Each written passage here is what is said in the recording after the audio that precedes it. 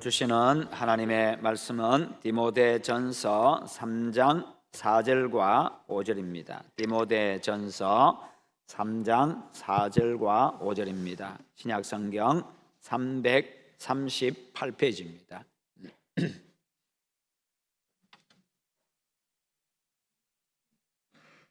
신약 338페이지 3장 4절 5절 함께 봉독하겠습니다. 자기 집을 잘 다스려 자녀들로 모든 공손함으로 복종하게 하는 자라야 할지며 사람이 자기 집을 다스릴 줄 알지 못하면 어찌 하나님의 교회를 돌보리요. 아멘. 자, 오늘 말씀의 제목 같이 한번 읽어보겠습니다. 공손함으로 복종하는 자녀가 되게. 아멘. 에드워드 퓨링턴이라고 하는 사람은 가정을 이렇게 설명을 했습니다. 6가지로 설명했는데요. 참된 가정은 체육관과 같다, 그렇게 이야기했습니다. 자녀들로 하여금 육체적으로 건강을 가지도록 튼튼하게 만드는 그런 책임이 있는, 그렇게 해야 된다는 것입니다. 두 번째로 참된 가정은 등대와 같다고 했습니다. 밀려오는 파도를 보여주고 그리고 항로를 가르쳐주는 역할, 어디로 가야 될지, 인생에 어떤 문제가 발생하는지, 그리고 어디로 가야 될지를 가르쳐주는 곳이 가정이다, 그렇게 했습니다. 그리고 참된 가정은 운동장과 같다고 했습니다. 운동장에는 아이들이 뛰어놀면서 소란이 있지요. 굉장히 시끄럽습니다. 거기다가 아이들이 장난도 많이 칩니다. 또 그러다 보니까 다치기도 합니다. 그래서 주의해야 되는 곳이 또 가정이라는 것이지요. 네 번째로 가정은 비밀사회와 같다고 했습니다. 가정에 여러 가지 문제가 발생하지요. 그래서 가정을 사랑하는 마음으로 가정의 문제에 대해서 침묵해야 된다, 그렇게 했습니다. 그리고 참된 가정은 건강진단서와 같다고 했습니다. 엄마들은 그야말로 타고난 의사들이지요. 그래서 자녀들의 건강에 대해서, 육체적으로, 정신적으로, 그리고 영적인 건강에 대해서 정확한 진단과 처방이 이루어져야 된다라고 했습니다. 그리고 참된 가정은 예배하는 성전과 같다고 했습니다. 하나님을 만나고 하나님을 경험하는 곳이 가정이 되어야 된다는 것이지요. 믿음의 가정으로 든든하게 세우라는 것입니다. 바로 이와 같이 바로 참된 가정이 그런 곳이다라고 했습니다. 바로 이와 같은 가정, 아름다운 가정, 복된 가정, 건강한 가정으로 잘 세워가시기를 축원합니다.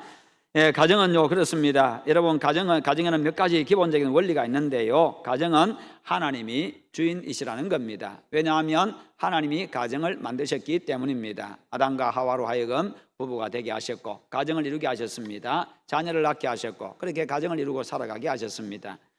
그래서 하나님이 원하시는 가정을 이루어야 합니다. 가정이 하나님이 주인이고 하나님이 만드셨기 때문에 온 가족이 함께 하나님을 경외하고 말씀대로 준행하며 살아가야 합니다. 그래서 우리는 하나님이 원하시는 가정을 이루어야 되는데요, 그러려고 하면 하나님의 말씀인 성경이 가정생활의 원리가 되어야 하는 겁니다. 그것이 진정으로 건강하고 행복한 가정을 이루는 비결입니다. 그리고 가정은 성경적인 인간관계로 형성이 되어야 합니다. 하나님이 원하시는 남편과 아내 관계, 하나님이 원하시는 부모와 자녀 관계, 하나님이 원하시는 형제 자매 관계. 그러려면 남편과 아내나 그리고 부모와 자녀, 형제는요, 각각 자신이 어떤 존재인지 알아야 하고 가정에서 자신의 위치가 어떤 위치인지 알아야 되고 가정에서 자신이 어떤 역할을 해야 되는지 알아야 된다는 겁니다. 그래서 그렇게 해서 성경에 근거해서 그 모든 것들을 바로 알아야 그렇게 건강한 가정을 세울 수 있습니다. 그럴 때 하나님이 원하시는 건강하고 행복한 가정을 이룰 수가 있습니다. 결혼 전에 있는 신랑과 신부의 결혼 준비가 바로 이와 같은 것입니다. 결혼 준비라고 하면 많은 것이 다 포함됩니다만 특별히 결혼식 준비가 아니라 결혼 준비를 잘 해야 합니다. 그래서 우리 자녀들에게 가르칠 때도 결혼 준비를 잘 하도록 가르쳐야 됩니다. 결혼식이 아니라 결혼 준비를 잘 하도록. 많은 사람들이 결혼식만 준비를 잘 하려고 합니다. 그러나 결혼 준비를 잘해야 됩니다. 남편이 어떤 존재인지, 아내가 어떤 존재인지, 가정에서 남편의 역할이 무엇인지, 아내의 역할이 무엇인지, 그리고 두 가정을 이루었을 때에 또 사위의 역할이, 그리고 며느리의 역할이, 아들의 역할이, 딸의 역할이 무엇인지, 두 가정을 어떻게 아름답게 잘 조화시켜 갈 것인지, 이 모든 것들, 바로 그와 같은 것들이 결혼 준비입니다. 그래서 그러면서 앞으로 자녀를 낳을 때는 자녀를 어떻게 양육할 것인가, 어떤 가정을 이룰 것인가, 이것이 결혼 준비라는 것이요. 그러나 결혼식 준비는요, 대충 해도 괜찮습니다. 어디서 하든지, 밖에서 길가에서 해도 괜찮고요, 그냥 그렇게 집도 대충 준비해도 괜찮습니다. 그냥 내가 살 집이 있으면 되는 거지요. 전세를 살든지 월세를 살든지 집을 구입해서 살든지 살아가는 데는 지장이 없습니다. 그래서 결혼 준비를 잘 할 때에 하나님이 원하시는 그런 가정, 행복한 가정을 이룰 수가 있습니다. 그리고 가정은요, 하나님의 공동체로서 작은 교회가 되어야 합니다. 그런 면에서 가정은요, 하나님을 증언하는 복음 공동체입니다. 모두가 믿음으로 함께 하나님을 경외하고 함께 복음 전하는 믿음의 공동체, 그리고 하나님의 말씀을 준행하며 하나님을 경험하는 곳이 되어야 합니다. 말씀대로 살아가면요, 반드시 하나님을 경험하게 되어 있습니다. 왜냐하면 하나님은 말씀하신 대로 그대로 이루시기 때문입니다. 그래서 하나님의 말씀대로 하였더니 말씀대로 이루어지는구나, 하나님이 그렇게 살아계시는구나, 하나님이 내 모든 형편 다 알고 계시는구나, 하나님이 나와 함께 하시는구나, 그렇게 하나님을 경험하게 되는 것이요. 그렇게 우리는요, 다양하고 풍성하게, 우리의 삶의 영역이 다양합니다. 많은 문제들이 일어나고 있습니다. 그런 면에서 아주 다양하게 하나님을 경험해야 되고 풍성하게 하나님을 경험해야 합니다. 그러면서 우리의 믿음이 크게 자라갑니다.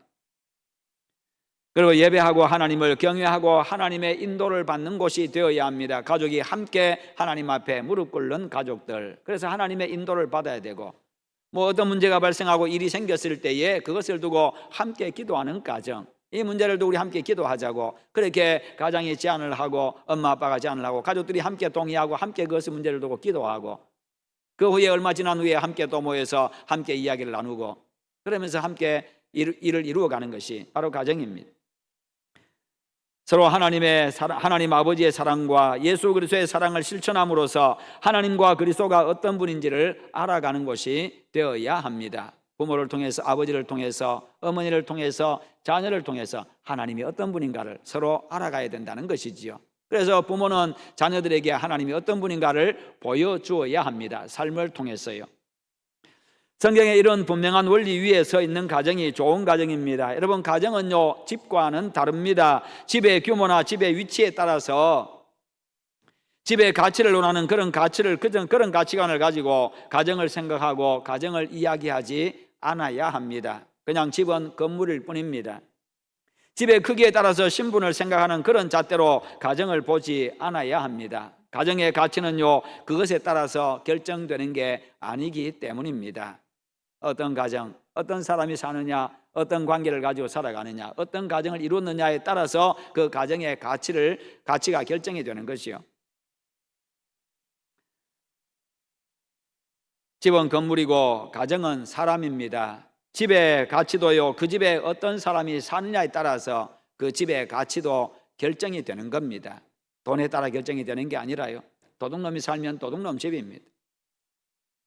그러나 정말 그곳에 거룩한 사람이 살아가면 그 집이 정말 빛이 나고 가치가 있는 거지요. 비록 바람이 들어오고 비가 샌다 할지라도요. 오늘날은 집을 가족이 모여 사는 주거 공간으로 생각하지 아니하고 돈으로 생각하는 데서 많은 문제가 발생을 합니다. 거기에 욕심이 개입되니까요. 그러다 보니 집안에 사는 사람을 생각하기보다 건물 자체를 생각을 합니다. 미국의 헨리 포드는요, 자동차 회사를 설립해가지고 대기업으로 키운 사람입니다. 포드 자동차, 세계적인 자동차지요, 회사지요. 그를 두고 사람들이 이야기합니다. 자동차 왕이라고 별명을 붙였습니다. 자동차 왕 포드.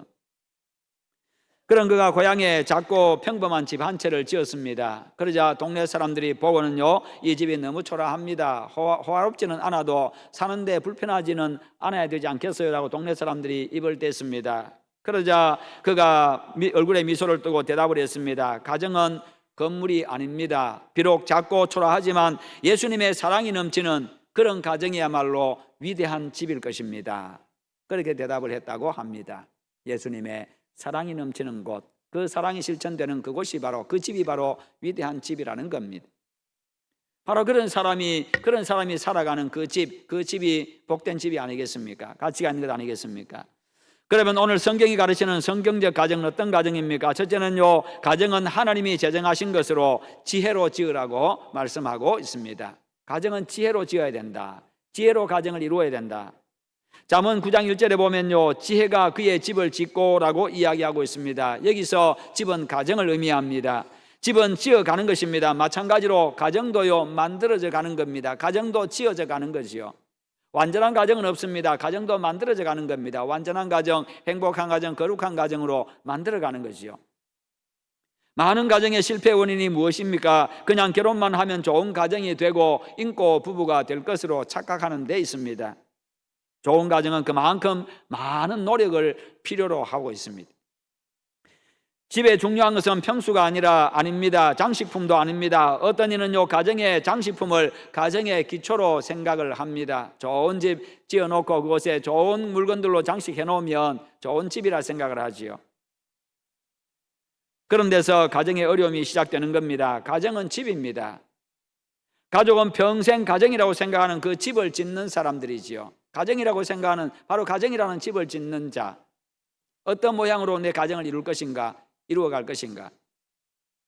그런데 무엇을 가지고 집을 짓습니까? 성경은 지혜로 지으라고 말씀하고 있습니다. 좋은 가정을 이루려면 지혜가 필요합니다. 그 재료가 바로, 집의 재료가 지혜라는 겁니다. 지혜는 하나님으로부터 옵니다. 그래서 우리는 하나님의 말씀인 성경에서 가정의 모습을 찾아야 합니다. 성경에서 말씀하는 가정의 모습이 어떤 모습인지, 성경에서 말씀하고 있는 가정의 가족들의 모습은 어떤 모습인지. 그런데 많은 사람들이 지혜로 집을 짓지 않습니다. 자기 생각, 물질, 지식, 경험으로 집을 지으려고 합니다. 그것을 재료로 삼으려고 합니다. 그렇게 그것을 재료로 해가지고 가정을 이루려고 하고 있는 것이요. 그런데 문제는요, 사람마다 생각이 다르다는 데 있습니다. 자기 생각으로 집을 만들려고 하고, 집을 지으려고 하고, 가정을 이루려고 하고, 자기 경험 따라서 가정을 이루려고 하고, 물질로 가정을 이루려고 하는데, 사람마다, 가족들마다 생각이 다 달라요. 남편이 생각이 다르고, 아내의 생각이 다르고, 자식들의 생각이 다르다는 거예요. 그러니 가정이 뒤죽박죽이 되는 것이요. 남편은 이런 가정을 이루자고, 아내는 이런 가정을 이루자고, 자식들은 이런 가정을 원하고, 그렇게 되는 것이요. 그러면 가정이라고 하는 이 건물, 가정이라고 하는 집 자체가 어떻게 지어지겠습니까? 가족 모두가 다 다릅니다. 그래서 그것을 기초와 재료로 사용하면요, 결국 무너지고 마는 것이지요. 이것이 집이 무너지는 이유입니다. 여러분들의 집은 무엇으로 지었습니까? 그리스도가 가정의 기초인 머릿돌이 되고, 하나님의 말씀으로 기둥을 세우고 벽을 쌓고요, 성령님으로 도배하고 은혜로 집안을 장식한다고 한다면 최고의 집, 최고의 가정이 될 것입니다. 두 번째는요, 그런 가정이 되려고 하면 가정을 잘 다스려야 됩니다. 오늘 4절 말씀에 자기 집을 잘 다스려라고 하는 말씀이 나오고 있습니다. 감독들에게 권하신 말씀입니다. 흔히 감독의 자격이라고 말씀하고 있지요. 목사의 자격, 장로의 자격입니다. 그러나 이 말은 비단 감독에게만 주신 말씀은 아닙니다. 그리고 기억해야 될 것은 다스림이라고 하는 것은요, 지배가 아니라 섬김을 의미합니다. 지배하는 자가 아니라 섬김입니다. 섬김으로 가정을 잘 세우라는 거예요. 아버지로서, 어머니로서, 남편으로서, 아내로서, 자녀로서 그렇게 서로를 잘 섬김으로 가정을 이루라는 겁니다. 우리 사회의 질서 파괴는 아주 심각한 수준입니다. 어른도 없고 아이도 없고 스승도 없고 제자도 없는 바로 그와 같은 시대, 그런 시대를 살아가고 있습니다. 학생이 선생님을 폭행하는 시대입니다. 부모가 학생들 보는 앞에서 선생님을 무릎 꿇게 하는 바로 그와 같은 시대. 이런 선생님에게 자기 아이가 존경하고 따르겠습니까? 자신은 자식을 위한 일이라고 생각할지 모르지만 오히려 정반대죠. 자식을 망치는 길입니다. 이 아이는 어떤 선생님도 존경하지 못할 겁니다. 인생도 배우지 못할 거고, 인간관계도, 세상 사는 법도 배우지 못할 겁니다. 인생이 무너집니다. 참 생각 없는 부모지요.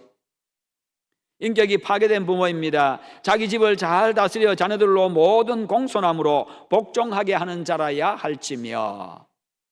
부모는 가정을 잘 다스려야 됩니다. 그래서 자녀들이 부모에게 공손하게 복종하도록, 공손하게 순종하도록, 기쁨으로 그렇게 순종하도록, 예 아버지 알겠습니다, 예 어머니 알겠습니다, 그렇게 할 수 있는 것은 부모가 그렇게 하나님의 말씀을 가지고 양육해 나가고, 그러면 자녀들을 잘 양육하고 섬김의 마음으로 자녀를 양육해 나가고, 삶의 본을 보이고 그렇게 하니 자식이 부모를 존경하는 마음으로 그렇게 복종하게 되는 겁니다. 공손함으로 복종하게 되는 거지요. 예, 아버지 알겠습니다. 그렇게 하는 거지요.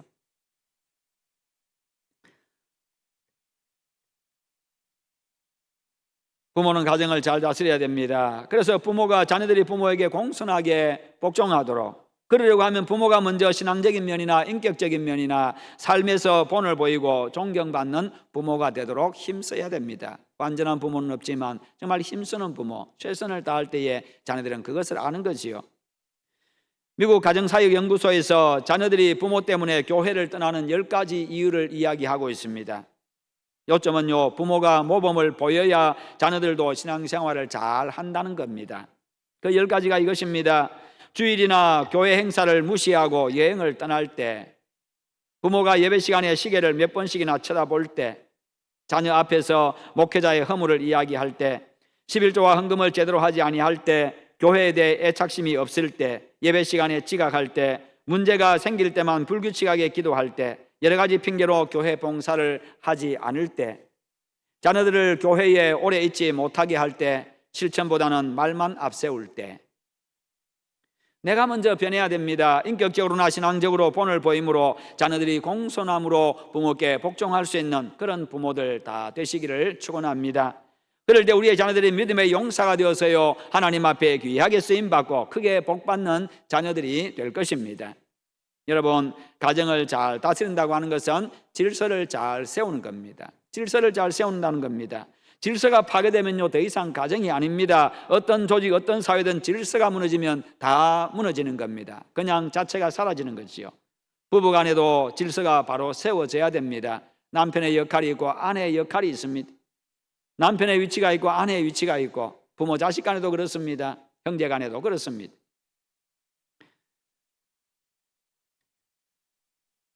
그 질서는 서로의 인격과 서로의 인격을 존중해 줄 때 세워지고, 서로의 다른 점을 인정해 줄 때에 세워지고, 서로를 존중할 때 세워지는 겁니다.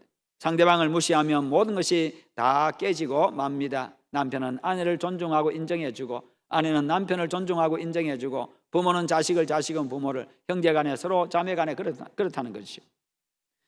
남성, 여성의 다른 점이 많이 있지요. 여성은 나이가 들수록 화장품에 더 의지하게 되고, 남자는요, 유머에 더 의지하게 된다고 합니다. 여자들은요, 대화에 있어서 남성은요, 과제 해결형입니다. 그러나 여성들은요, 감정 교류형이지요. 남자는 일만 그냥 잘 해결하면 그것으로 만족하고 끝납니다. 그러나 여성들은 그렇지 않습니다. 관계가 잘 이루어져야 됩니다. 감정이 서로 잘 이렇게 마음이 잘 오고 가고 잘 해야 된다는 거지요.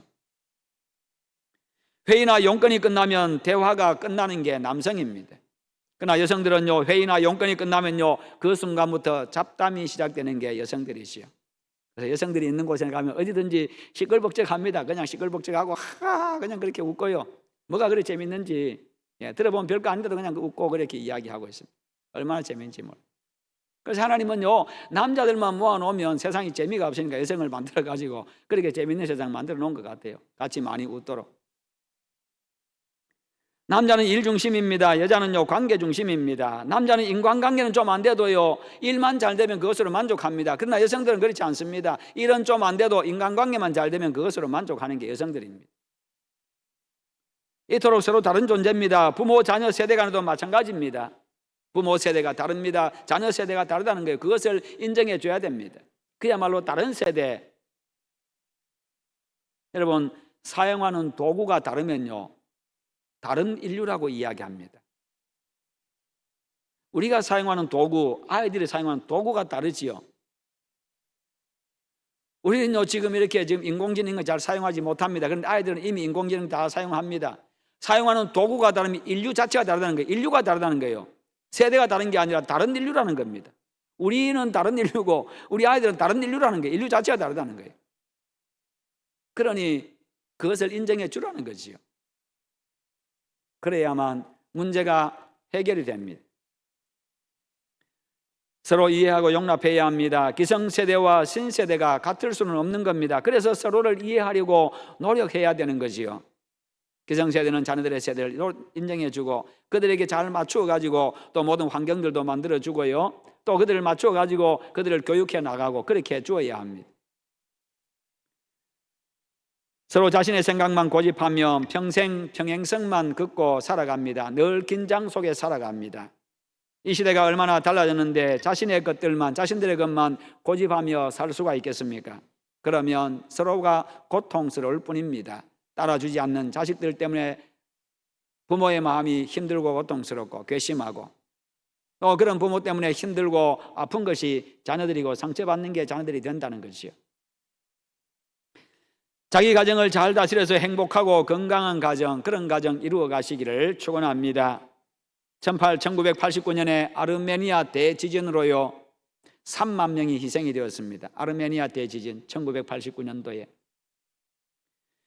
지진이 나서 건물들이 다 무너졌습니다. 그야말로 완전히 폐허가 되어버렸습니다. 그러나 살아남은 사람들 가운데 한 아버지가 아침에 아이들 등교시켰는데 지진이 나서 학교가 다 무너져 버렸습니다. 부모의 마음이 어떻겠습니까? 학교로 달려갔습니다. 갔더니 이미 학교가 다 무너지고 말았습니다. 가더니 경찰관들이 있고요, 그렇게 수습하기 위해서 많은 사람들이 몰려 있습니다만 어떻게 손쓸 도리가 없는 상황이었습니다.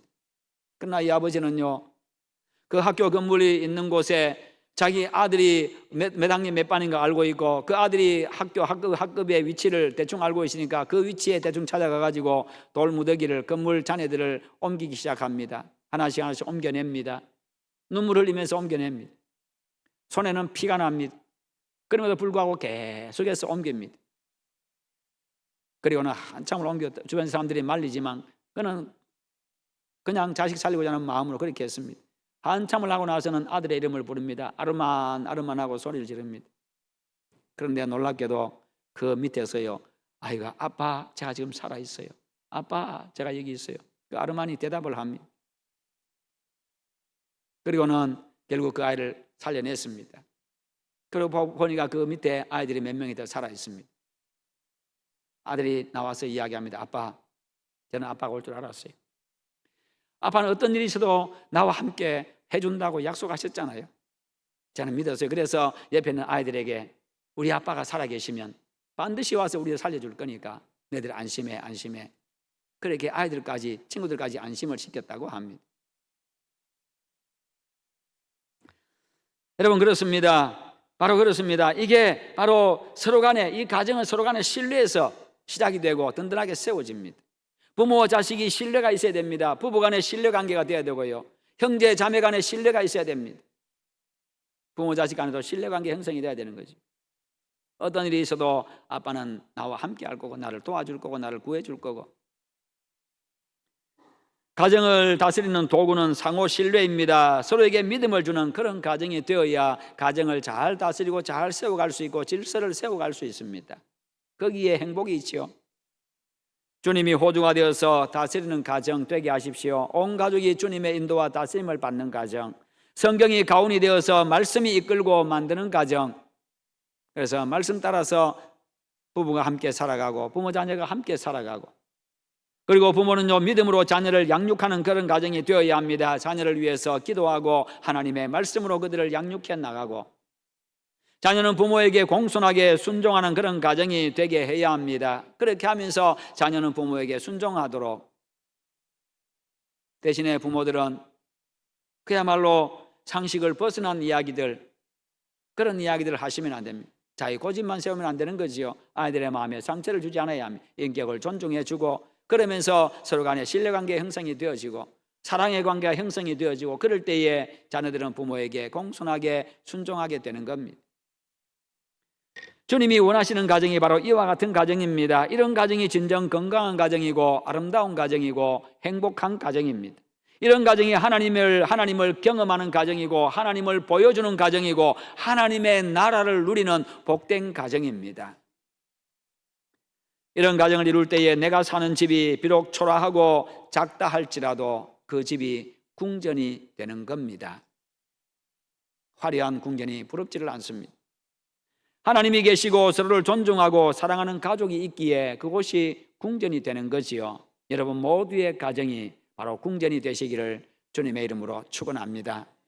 우리 함께 기도하십시다. 기도하실 때 하나님, 우리의 가정을 믿음으로 말씀 위에 잘 세워가게 하시고 부모로서 존경받게 하시고 인정받게 하시고 자녀로서 부모에게 기쁨으로 공손함으로 복종하는 그런 자녀가 되게 하시고 참으로 신뢰관계를 형성한 그런 가정 되게 하시옵소서. 하나님이 원하시는 그런 복된 가정, 건강한 가정, 행복한 가정 이루게 하시옵소서. 우리 다 함께 기도하겠습니다. 거룩하신 하나님 아버지 감사합니다. 오늘도 우리에게 말씀 주심을 감사합니다. 우리 하나님 주신 말씀 가지고 살아가도록 주님 은혜 베풀어 주시옵소서. 아버지 함께하여 주시옵기를 원합니다. 자비로우신 하나님 아버지, 참으로 하나님이여 저 하나님을 경외함으로 부모된 자로서 하나님을 경외하는 본을 보이게 하시고 예배의 본을 보이게 하시며 섬김의 본을 보이게 하여 주시옵시고 하나님의 말씀 위에 가정을 든든하게 세워가게 하여 주시고 믿음으로 온 가족이 하나가 되게 하여 주시고 하나님을 호주로 모시고 하나님의 인도와 다스림을 받는 그런 가정 이루고 살아가게 하시옵소서. 하나님이 원하시는 말씀 위에 세워진 그런 가정, 행복한 가정 이루게 하여 주시옵소서. 그리함으로 말미암아서